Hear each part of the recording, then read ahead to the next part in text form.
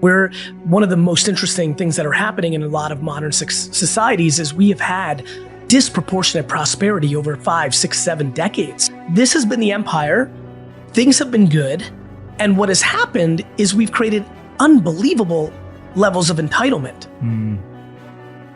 Entitlement, yeah. Entitlement. I can't stop thinking about it. Yeah. It's starting to consume me. That I never, it sounds crass, like never expect anything from anyone.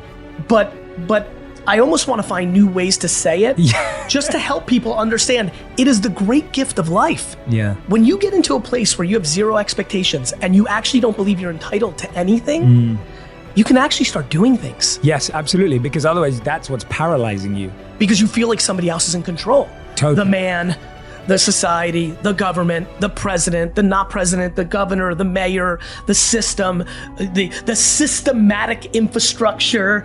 And really it's a crutch, right? Like really it's just a crutch. Like that's another way of saying it. At its worst, it's an excuse. Yes. At its best, it's a lack of perspective. All I'm ever doing is trying to take empathy, gratitude, kindness, positivity, optimism, and create repackaging for it in modern society to help somebody see it, because life is one big game of perspective. And if you've been raised by parents in an environment and have natural DNA that makes you look at something upside down, I've got to flip it. And when I say I have this enormous love and need for admiration that I've come to realize. Admiration will not come in the form of me making the most money.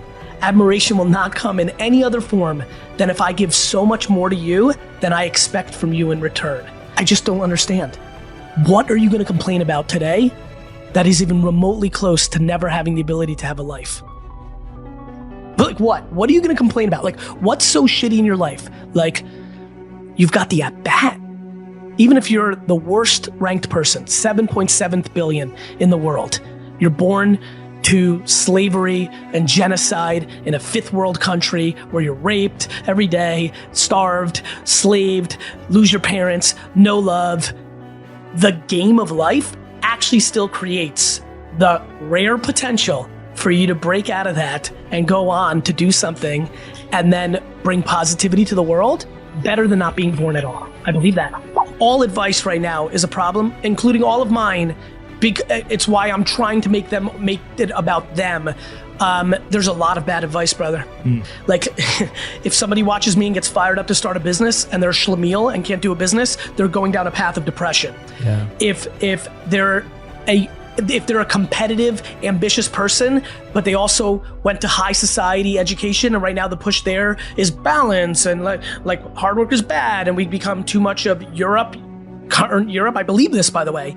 Like, that's bad advice for somebody because they're going to be depressed because they lean too into current social, political correctness, and what they actually are is a dog, and they just want to grind. Yeah. But right now, grinding is bad. Yeah, absolutely. All advice is bad if you haven't deployed enough love for yourself and self-awareness to understand what to pick off. It's the game because people want the positive reinforcement that, there's so many models on Instagram, right? Men and women. You're so beautiful. You look so great. You're so beautiful. You look so great.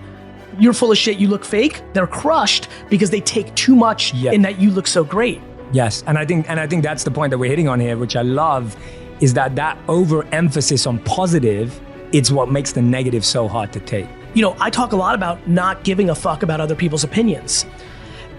It's also because I take the complete opposite approach, which is every negative piece of feedback that I get, I genuinely go into two places. A, I deploy sympathy and empathy for the person leaving the comment, because inevitably, immediately on that action, I know that they're not in a good place.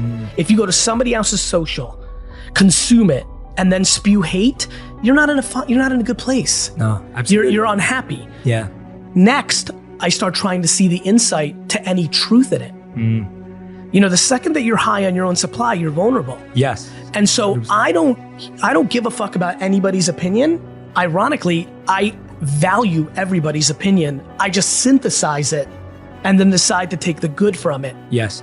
By deploying empathy and sympathy to the deliverer of the... I'm stunned by our lack of conversation in society right now on this part.